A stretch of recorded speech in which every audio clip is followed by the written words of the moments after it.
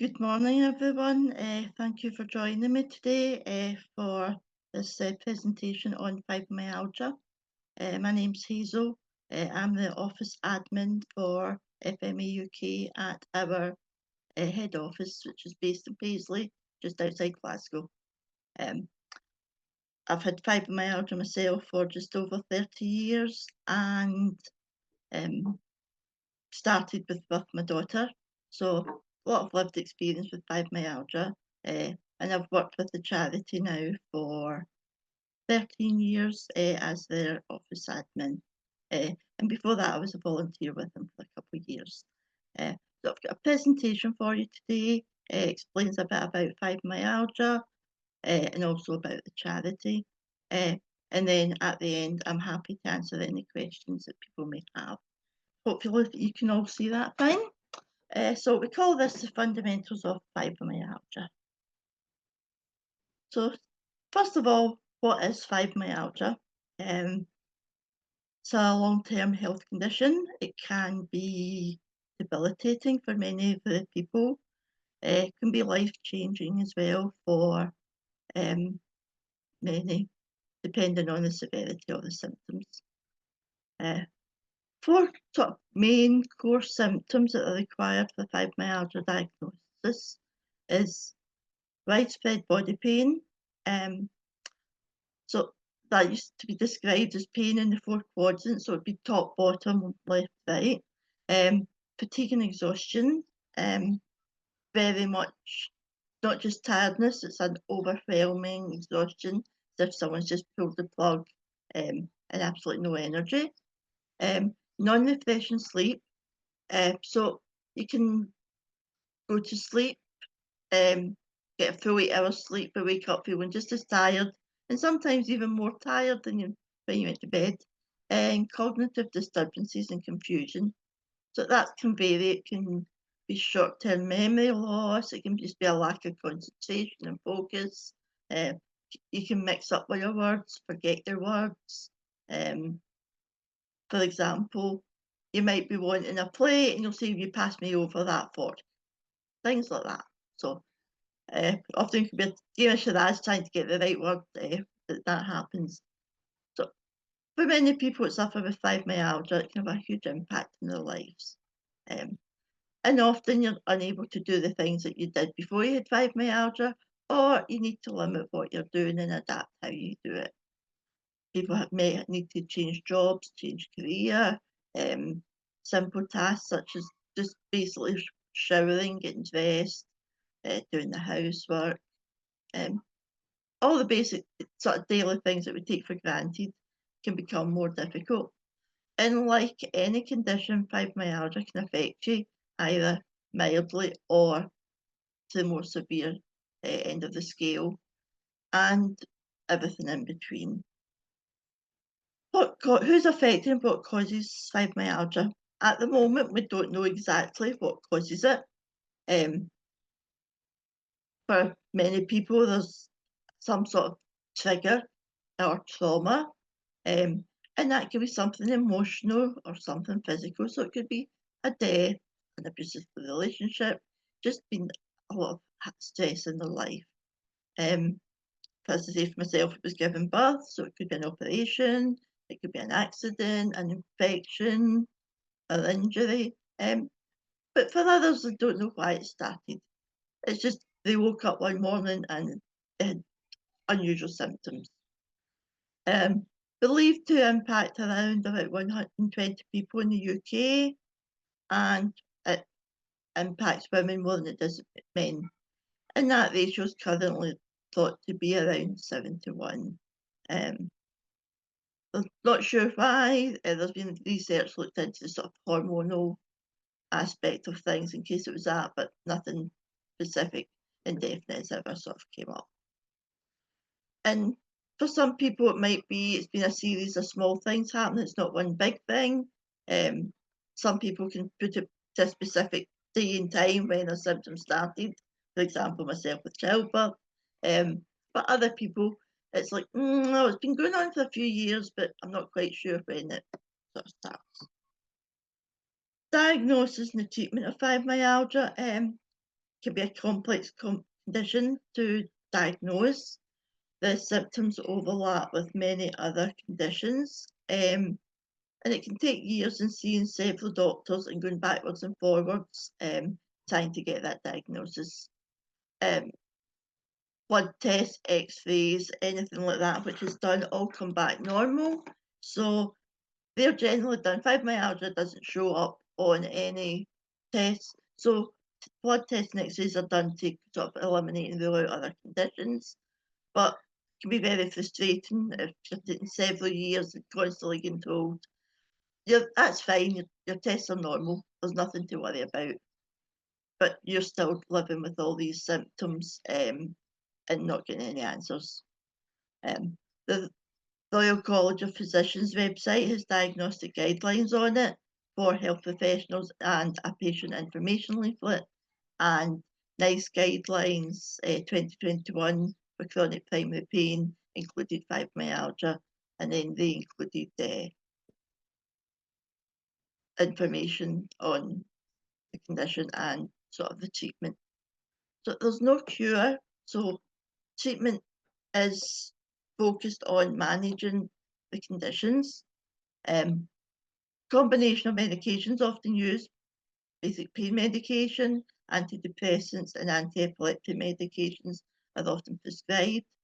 The NICE guidelines that I mentioned only recommend antidepressants now.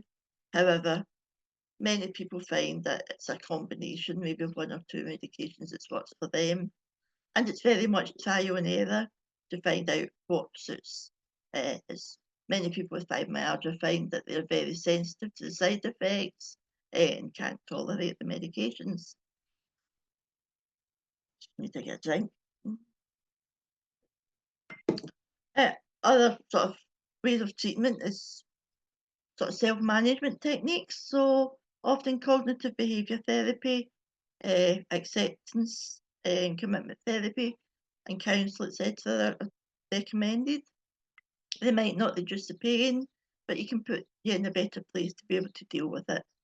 Keeping active, so simple, gradually building up gentle exercise can be very beneficial. Tai Chi, yoga, swimming, etc. are often popular. Walkings as well, if you're able to. And can be things like also self-management, things like pacing activities to make sure you get plenty of rest in between the tasks you do, breaking down smaller but larger tasks into smaller chunks. Just doing what you can. And some people find heat helps, other people find cold helps. So just do what you can to help yourself. And medications, even when they do work for you, often they'll not take away the full amount of pain, but they can take away maybe to the edge of it that allows you to do some of the other things. This one was just a research that was done where they did some fMRI imaging, and it showed that there was pain processing issues within fibromyalgia, where they subjected the people in the research project to pressure. I think it was onto the thumb, if I remember right. And people without fibromyalgia, there was very little reaction, but the people with fibromyalgia, their brains lit up like Christmas trees in certain areas. There's a good article, The Science of Fibromyalgia explains all this. Research has shown that there's extra chemicals such as substance P, nerve growth factor and glutamate, but there's less serotonin, norepinephrine and dopamine. So the majority of the research points towards central nervous system sensitivity. So the central nervous system becomes hypersensitive, and it's as if it's been turned up to, the volume control has been turned up to 11. And there's other research going in looking at things like autoimmune connections, SFN, that's small fibre neuropathy. So there's different things being looked at, but at the moment, there's nothing definite in this sort of research to say it's definitely one thing or the other. But there is research and evidence there that there is changes within the body. At the charity, we often like to try and get case studies from different people, just to show the sort of way that fibromyalgia can affect someone differently. So the ones we have here is two young ladies, both early 20s. Rachel's at college and university. So because university's been so supportive, it's helped her to get through her studies, even though her fibromyalgia has a large impact. Whereas Kaylee was working towards her dream career, but she's been too ill to carry on and has had to give up and can't work as much as she did, which has brought in financial problems. So it can affect us, it can affect different people different, and the support that you have in place can also make that difference. Okay, so now on to a bit more about the charity.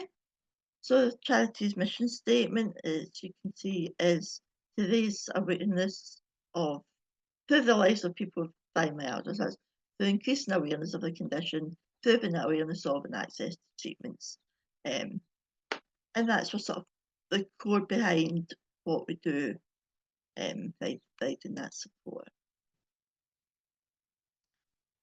Charities run primarily by volunteers. We have 4 members of paid staff. There's myself, Linda with fundraising, Jason with apprentice, and Claire, who's the office manager. But other than that, it's run by volunteers from the trustees down. We've got various volunteer roles to help keep the charity running. Volunteers that come in and help out in the office. We've got regional coordinators who are a local point of contact. We run 2 helplines, so we've got volunteers to do that. We've got social media and online forums, our newsletter, just some general volunteers that help out with things like our website. And there's also a medical advisory board that the trustees can go to if they've got anything medical that they need confirmed. So it's just some of our main activities that I've already sort of mentioned there. So one of the sort of key things that we do is providing information to people with fibromyalgia and those that care for them, and also health professionals. So we've got information booklets.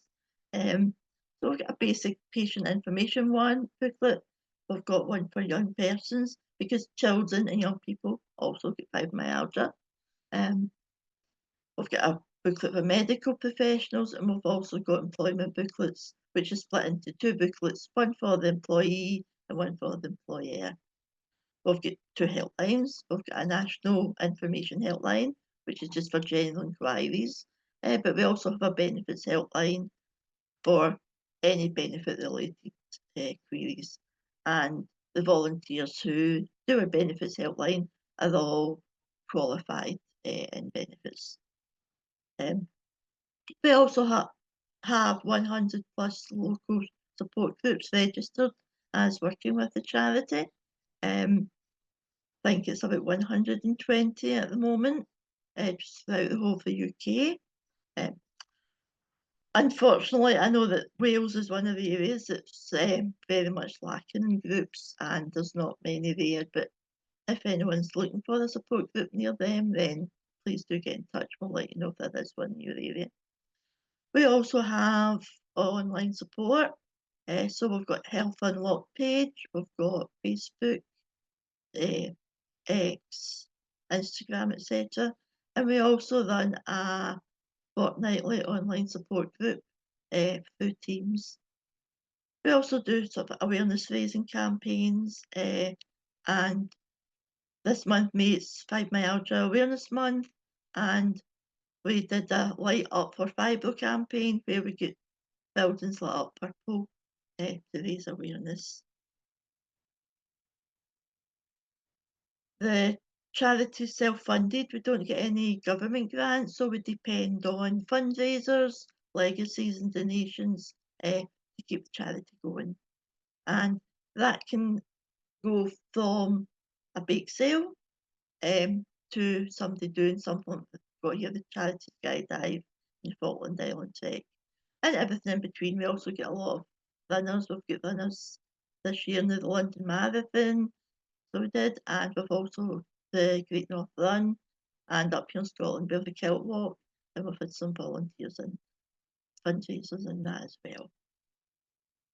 The one at the end of the picture, the bake sale, that was via a company in Edinburgh. They chose FME UK as their charity of the year. So I had went over and gave a presentation similar to this for the staff. So we have things like that as well.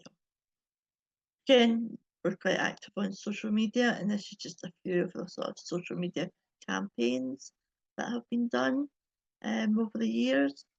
And at the moment, I think our Facebook group, we've got about 13,000 members.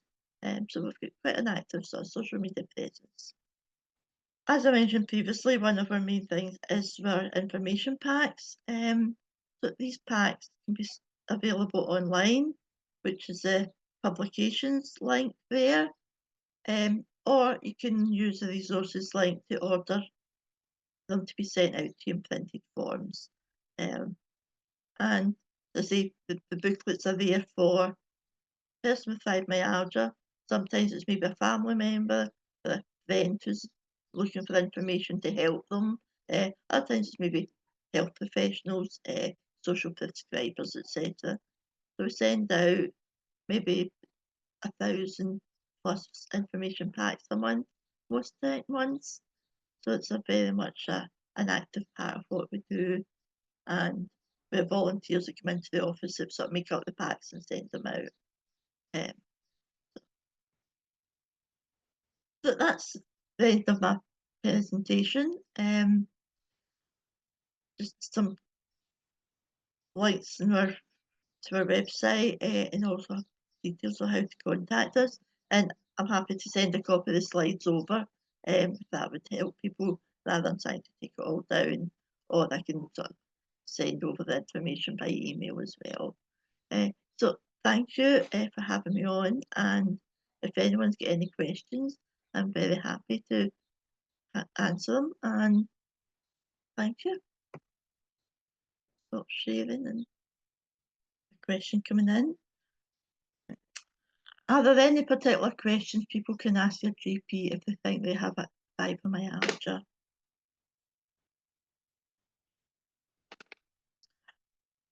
If you think you have fibromyalgia, I would often suggest that you keep a diary for a few weeks before you go to your GP appointment. So that can be just taking a note of your symptoms, when they happen, what they're like, anything of it that you feel would be useful. And it maybe gives a pointer if there's any sort of pattern to your symptoms, if there's anything that maybe helps it, what makes it worse. But that would be the sort of my main sort of focus, is sort of doing that diary beforehand so that you've got things in front of you. And it might be from keeping that diary, then there's things that comes up for you as an individual that you can then ask your GP specifically about. Again, I mentioned the Royal College of Physicians website, and as I say, their diagnostic guidelines are there. So maybe again useful to have a read through that, their patient leaflet before you go. The sort of diagnostic criteria tends to be maybe blood tests and x-rays to rule out other conditions, but there's also a couple of questionnaires that a health professional can use, the widespread pain index and the symptom severity score, and for each sort of answer that you tick, you get points, and by adding up the points, it can then give an indication as to whether fibromyalgia is a possible diagnosis. So these questionnaires are both available on the Royal College of Physicians website, and you can actually sort of go through them yourself, and it gives you a sort of general idea. Okay. Christina's asking, does diet have a part to play in helping with the symptoms? It can for some people. Some people find that they become hypersensitive to a lot of environmental issues. So it can be light, can be sound, can be smells, can be food, can be to see. So you might find that there's something you're eating is triggering one of your symptoms. For myself personally, I've also got IBS, which is a very common comorbid condition. So I've got a few foods that I know will trigger my IBS, and if I have an IBS flare, that then triggers a fibromyalgia flare. So indirectly, then diet does affect myself. Um, and again, it's one of those things where if you think that your diet and something you're eating might be contributing to your symptoms, keep a food diary of what you're eating and what symptoms you have. And then you can, after a few weeks, you can look back and see whether there's any sort of correlation and anything sort of starts to show a pattern. But it's very much with a lot of things with fibromyalgia, it's very much trial and error. Again, finding out what works for you as an individual and what doesn't work and what helps your symptoms or what makes them worse. And it's one of those sort of frustrating things that there's not one simple answer. Well, if there's no other questions, can I just say thank you very much for having me on and allowing me to speak about fibromyalgia. As I say, please reach out to the office if there's anything we can help you with, any information that we can send you. Any questions that maybe comes up after this that you think about, I can be contacted directly on hazel.borland@fmauk.org, and just say or through the sort of general charity emails. So thank you all very much, and have a good day.